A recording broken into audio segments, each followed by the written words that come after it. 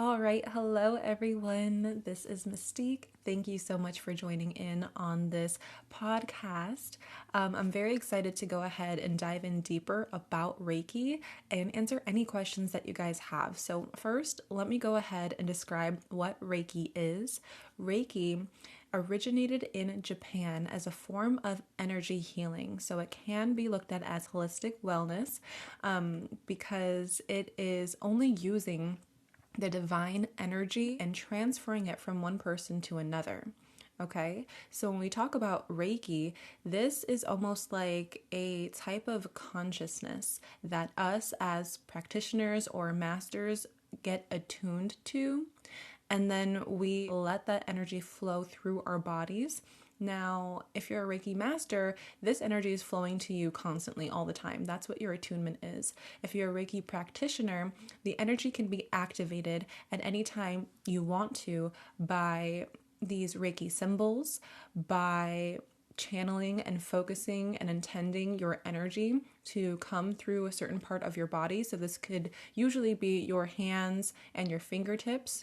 It can also be through your feet as well, or any other area of your body that is allowing that energy to flow through it very easily. The kind of healing that I personally do a lot on my TikTok or any social media is that distance healing portion of it. So we're trained in that during our certification. And when I learned distance healing, I was like, oh, this feels a little strange. It feels a little weird, obviously, because you don't have someone that's right there in front of you. You don't really get to feel their energy on a physical level. However, energy is not limited by time or by space. So sending someone healing energy or Reiki energy through a distance or through a screen is 100% possible and 100% effective. You can think of it as love. Love is an energy. We can't necessarily hold it, but you can still talk to someone over the phone and say, I love you to them, and they will still receive that and be able to feel that in their heart space. So think about that. Think about love and how love is an energy that is not limited by time or by space. All right. I would also like to add that love, yes, is an emotion, and emotion is just short for energy in motion. Okay, so you can think of Reiki in the same exact way. When I am intending to heal you guys, when I am intending to alchemize a part of your being that needs a little bit of rest or needs a little bit of love and care and TLC, that's how that energy is able to flow to you through the intention, through the focus, and in part by you being able to receive on your end. With that being said, some comments that I get on my TikTok are, what are the best ways that I can receive this energy? And I like to go through a little bit of a process, especially when I have my private one-on-one sessions where I let you guys sit comfortably. I let you know where your placements should be, so where your body should be placed. Now, Reiki is going to be sent to you whenever your body is in the most receiving mode of it. So you can literally be driving your car, washing dishes, taking care of your kids, and it can still be sent to you and it can still be 100% effective. However, when you guys are watching my videos and you're like, well, I'm not really sure if I'm experiencing it to the full capacity, or again, when you're in my session, I give you guys a way to physically be so that you feel present and you feel like you're integrated into the experience before anything actually happens. So, in my opinion, for at least my videos and my specific healing, the best posture for you guys to be in is sitting down. Hopefully you're either on the ground or in a chair where you feel really comfortable. You can be on your bed, there's no problem with that, but I love the feeling of having that, hard, tough ground being so supportive under you, because I feel like it's an extra element that really helps. So I always say crisscross applesauce if you can, if that's available to you. Place your hands on your knees, either upwards or facing down towards you. Whatever way you're kind of feeling, that's 100% preference. When your palms are up, you're a little bit more in a receiving mode. And when your palms are down, you're a little bit more in tune with yourself and also giving yourself some of that energy that you already have to help heal yourself. I always say to make sure that your spine is straight, one vertebrae stacked on top of the other, all the way from the root or base of your spine to the top or crown of your head. Then I always say lift your shoulders up, backwards, and then down so that both of your shoulders are laying correctly in their socket and comfortably. This also allows your chest space to kind of come forward a little bit more, because we do tend to concave our shoulders forward, and that chest area is a little bit less exposed. And sometimes when we are hiding our chest in a concave way, that's what can happen. We're just hiding ourselves and we're not allowing ourselves to give or receive the full capacity of unconditional love that's here on this planet. So that's why that shoulder posture is super important, because it allows you to offer your chest space and your heart space up to have that beautiful healing. I also say place your tongue on the roof of your mouth and slightly separate your teeth so that your jaw is unclenched. This allows you to relieve a lot of tension or pressure, and most of the time we don't even realize that our jaw is clenched. And so to have a moment where we're conscious and aware of that, we unclench the jaw, our stress levels immediately go down, and we relax all the muscles of the face. Then I usually suggest to do deep belly breaths. If you're ever in a session with me, you're going to hear that like 1,000 times. But deep belly breaths mean that you are inhaling in a way that is allowing yourself to get the full capacity of oxygen that your body can. So I say to inhale through your nose, all the way deep down to your belly where you can feel it in your diaphragm, until you cannot inhale any longer. Then when you exhale out through the mouth, pushing from your diaphragm to make sure that all of that beautiful breath is exhaled all the way until you can no longer exhale. And then the cycle begins again where you inhale, and so on and so forth. As you exhale out through the mouth, you don't have to be quiet about this. And I feel like a lot of people are like, okay, let me just inhale and exhale quietly. But when I do the breath work with you in my sessions, you will literally hear me go like, like just go ahead and exhale all the way, because there's a lot of moments in life where we can feel silenced or we can feel like we're taking up too much space. And whenever you're in a healing with me, this is your space, it's your time. So I want you to be able to breathe in a way where you feel free and not judged and not confined and not like you're being, weird or anything like that, or being too much. I want you to feel like, yes, I can actually inhale and exhale and get this juicy oxygen into my body, into my brain, into my spinal cord, so that everything is working properly and I can learn how to, even readjust or balance myself if need be outside of the session too. So that's, what the breathing portion of it is. So if you feel like exhaling, you don't have to be silent about it. You can be like, and feel really good and feel really refreshed. And it's also kind of nice to exhale with a little bit of a noise because it just feels really freeing. So there's that. Now that I have all of that beautiful stuff out of the way, let me briefly describe how I do my personal private one-on-one sessions, and then we'll get into the Q&A, answer any questions that you guys have, okay? So when you are in a personal session with me, I am currently only doing online distance healing sessions. In-person healing sessions will definitely come in the near future, but right now they're reserved for my closest friends and family. But when you're in a private session with me, it allows you to have an experience where you don't have to drive to or from anywhere, which is kind of super awesome. You get to do it in the privacy of your own home. You get to set up the environment in any way that you like to. And it's also nice if you have any furry friends to have your animals there with you, because a lot of the time your animals do naturally gravitate towards you during a session. What's also really cool is that sometimes people get really, really sleepy afterwards because it's a form of relaxation. So instead of having to drive home and, go on to the next thing, you just have to say, oh, wow, that was a great session. I'm going to go take a nap, or I'm going to go meditate longer. That felt really good. So you have that availability of that comfort and that ease and that convenience of your own home to do that session. Also, with my sessions, it goes a little bit differently than how it does on TikTok. When I first started off on TikTok and I was doing my online sessions, I was having people on the Zoom or FaceTime call, and I was just doing, the Reiki just like you see it in my videos. But I realized it was a little bit of a different environment. Even though it was basically the same, I was still in front of my camera. It just felt a little bit more awkward because I feel like when you guys are tuning into my videos, you have a specific mindset. You're not worried about anyone looking at you, perceiving you, judging you. Not that I would do any of those things, but whenever there's another person actively there with you, either online or through a phone call, you have a bit of a presentation that you put up for other people. And I was just beginning to notice that I felt I couldn't necessarily translate everything I needed to translate to you and have you receive that on the other end if you guys were watching me in real time, in live action, just being me and you. On a live stream or in a TikTok, that's so different, but in a private session, it's a little bit more personal. So I decided to send you guys off into a meditation instead.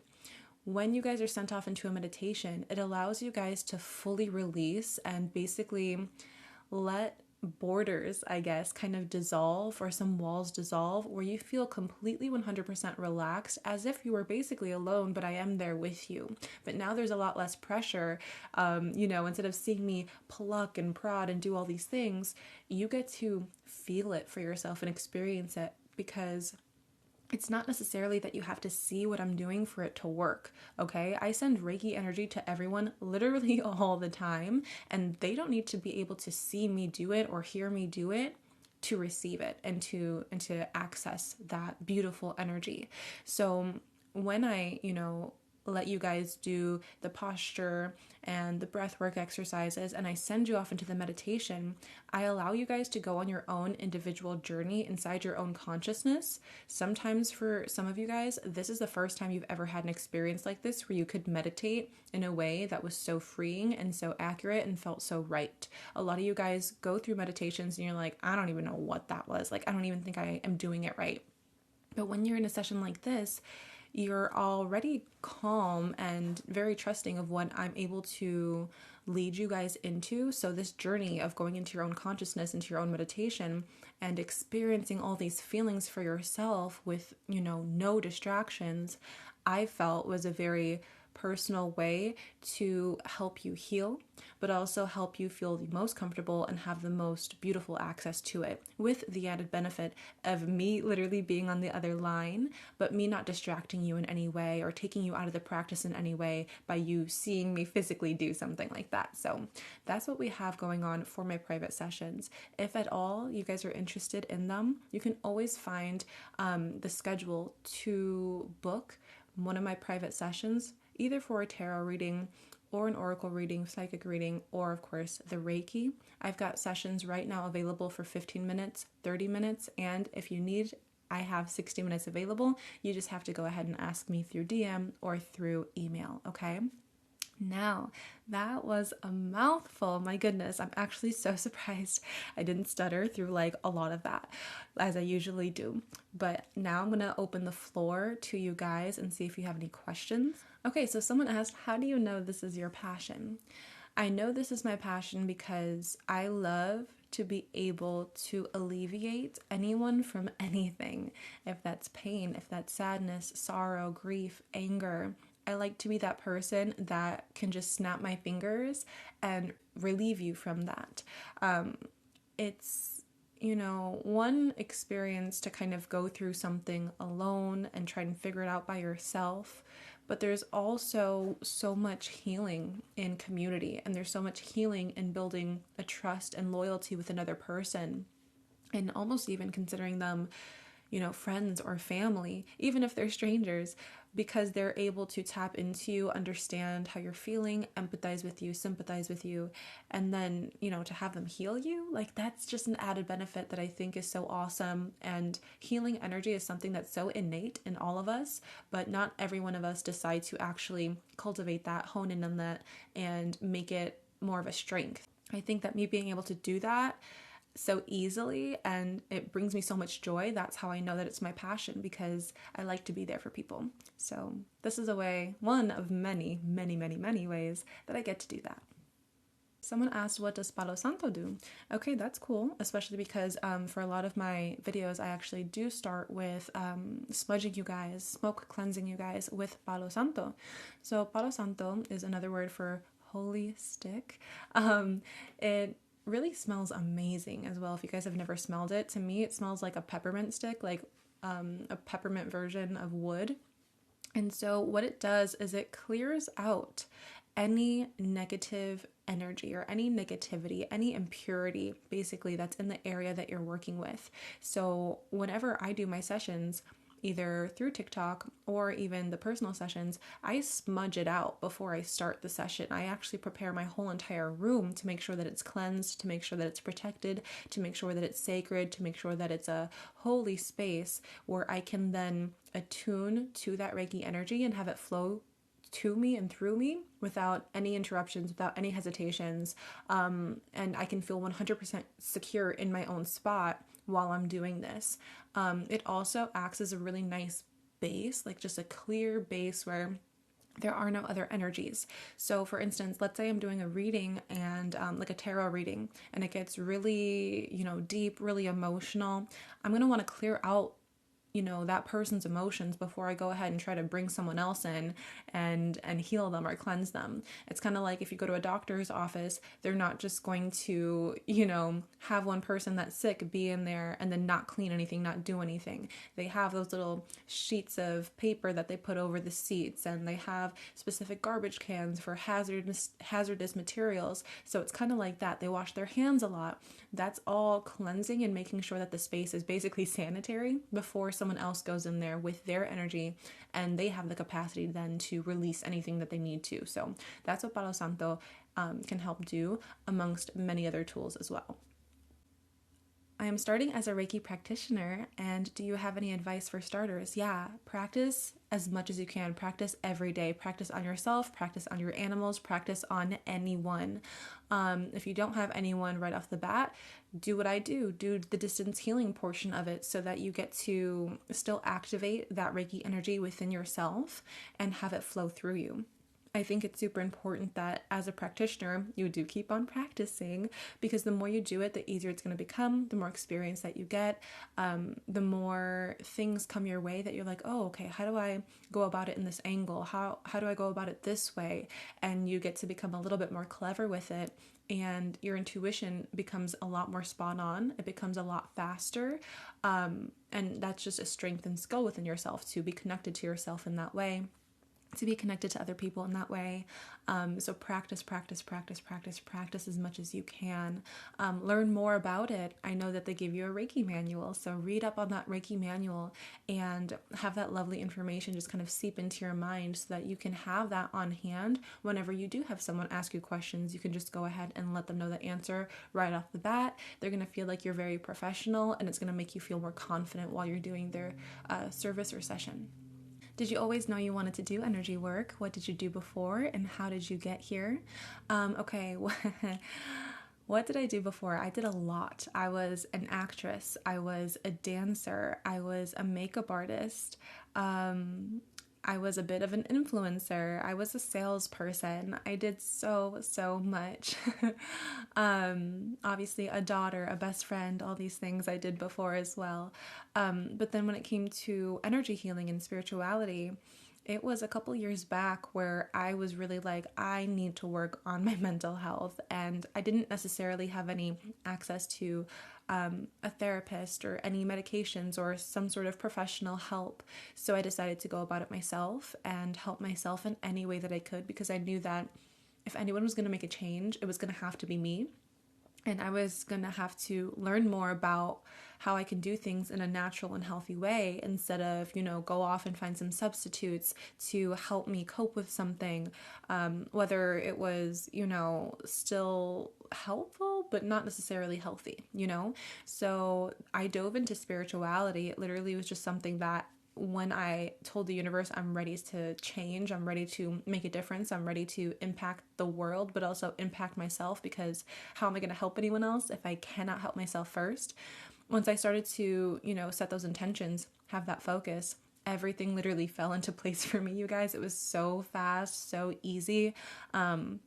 and I got brought into the world of spirituality. I learned as much as I could about it. I was obsessed. I read a lot of books. I watched a lot of videos. I did a lot of practices, tried a lot of techniques, talked to about it with anyone that I could. So it was a life-changing experience, because it wasn't that I was like a dancer, actress, makeup artist, and then like, it was just so weird because I was doing all those things, and then I come into a spot where I just drop it all. I just let go of everything, and I said, I'm going to dive 100% into spirituality and my mental health and this journey. And it became my lifestyle. It wasn't just something I did on the side. It was something I became, something that I embodied. And because of that, it led me to become more psychic. I was actually working on clearing out my own chakras, making sure I was balanced, making sure I was aligned, making sure I didn't have any blockages. And after a couple months of doing that, I say like I unlocked, but I unlocked or opened my third eye more than it was, because it was definitely blocked. It was definitely closed at that time. And because I worked through my energy, because I released those blockages, I literally had my psychic gifts like handed to me on a platter. Like, I'm telling you guys, like from one day to the next, psychic. Like, that's literally how it worked for me. Since then, I had lots of different crazy psychic experiences and different sensitivities.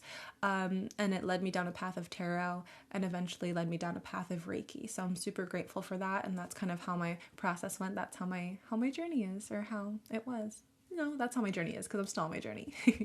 This isn't about Reiki, but have you ever talked to your spirit guides, and how do I speak to mine? Yeah, so actually, I do have a lot of that information on my Patreon account if you are at all interested. I've got 3 different tiers. One of them is my psychic members, and I let them know different things about spirituality, how I went through my own process, and how they can get to that same outcome as well. But following up basically on the story I was just telling, when I was releasing and unlocking my chakras, when I was diving headfirst into spirituality, I decided to, or I learned about spirit guides, and I decided to connect them and build a certain relationship with them. And when I did that, I was building a relationship with them every single day. Like, I was talking to them every single day. And I wasn't necessarily hoping for any sort of response. I think that's really important. I was just actively talking to my spirit guides, letting them know when I was having a good day, letting them know when I was going through something I wasn't so sure about. And because I was building that bond and connection, I literally felt their energy more and more and more. And it was like I was becoming more integrated with a different part of myself and a different part of consciousness altogether. I took that time to build that relationship and talk to them, instead of just going up and saying, oh my gosh, I have spirit guides. Let me ask them for $1 million. Let me ask them for this blessing. Like, it's no problem to ask for those things, but I didn't come with it through that intention of getting anything. I just said, wow, like, there's people out here, beings out here that are benevolent, and they want to help me. I want to do what I can to make sure that they know that I see them and I hear that I'm there for them, as well as them being there for me. And so when I came at it from that angle, it was just surefire. They would just start talking to me, and I could tell the difference between my thoughts and their thoughts. Some people hear different voices. I hear my own voice, I guess, or I just hear like a neutral kind of voice. It's mostly ideas, some words, lots of colors. I definitely see lots of colors, and that's kind of like my own little language. But through that experience, I was able to distinguish who they were, what my thoughts are, and that's how I did it. So that kind of gives you a little bit of a tidbit on how to speak to yours, but I would definitely suggest, if you want to know a little bit more, at least from me, check out that Patreon, because I already have all that information on there for you. It makes it easier for you, okay? How will I expect to feel after a Reiki session?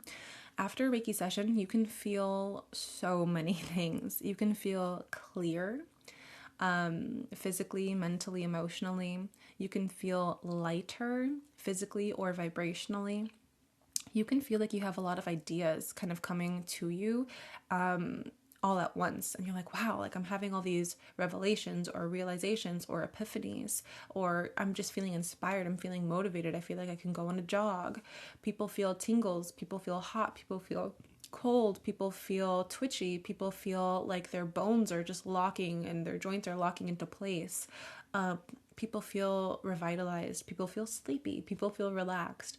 Usually I notice that people feel during or after a Reiki session what they've been missing. So for a lot of those people who are like, oh my gosh, I get so sleepy, or I'm feeling so relaxed, I can take a nap, it's because your physical body may not have been tired. You may have been getting 8 hours of sleep, but your energetic body, your spiritual body, that's the one that can be very exhausted, because we spend that kind of energy out in the universe way different than we spend our physical energy.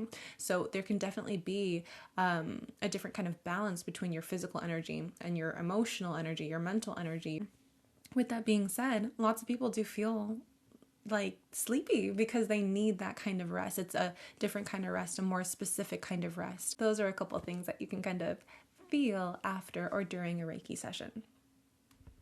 Also laughing, lots of giddiness. So whenever people comment on my TikTok videos like, oh my gosh, I just feel like I can laugh, like this is so funny, I don't take offense to that. To me, it's not offensive. To me, it's like, oh my gosh, I unlocked something in you that allowed you to feel bliss, and it allowed you to feel happiness and giggly and giddiness. So I think it's really cool when people laugh, because I like to make people really, really happy and smiley.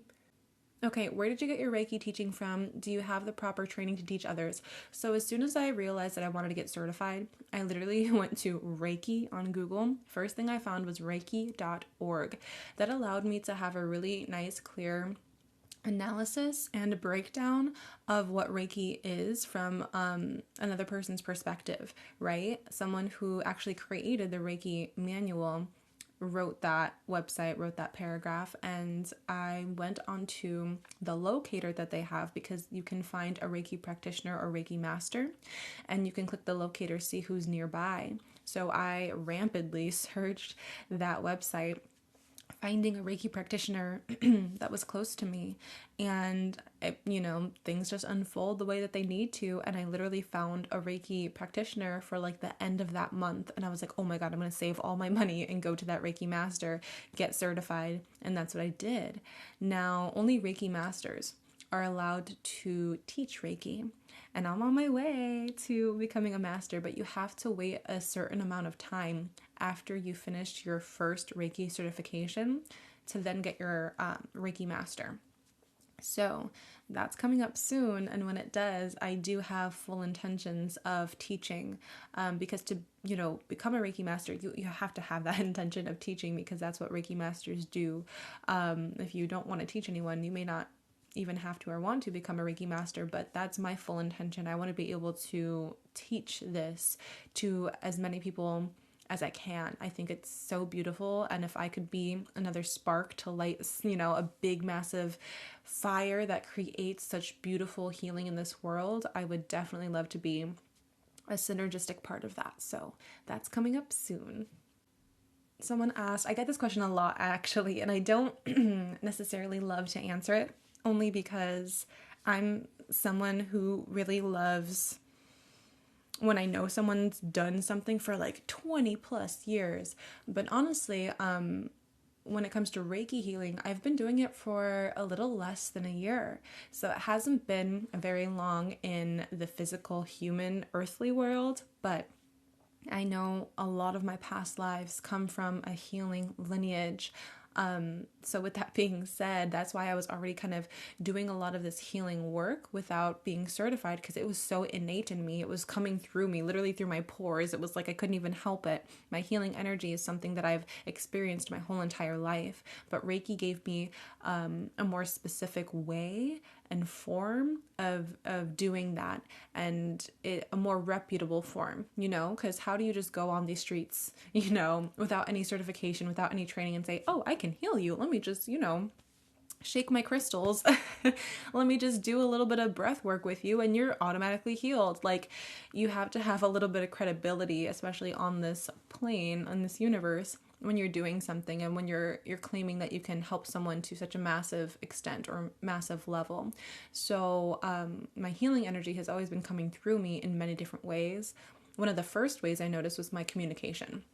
So the way that I talk, the way that I translate messages, the way that I can express myself, that alone heals people. Even a lot of you guys will say, your voice is so soothing. It's soothing for a reason. It's literally every single time I speak to you, I'm sending that loving, healing energy your way. And my level of understanding is very, very deep and very, very wise for how young I am.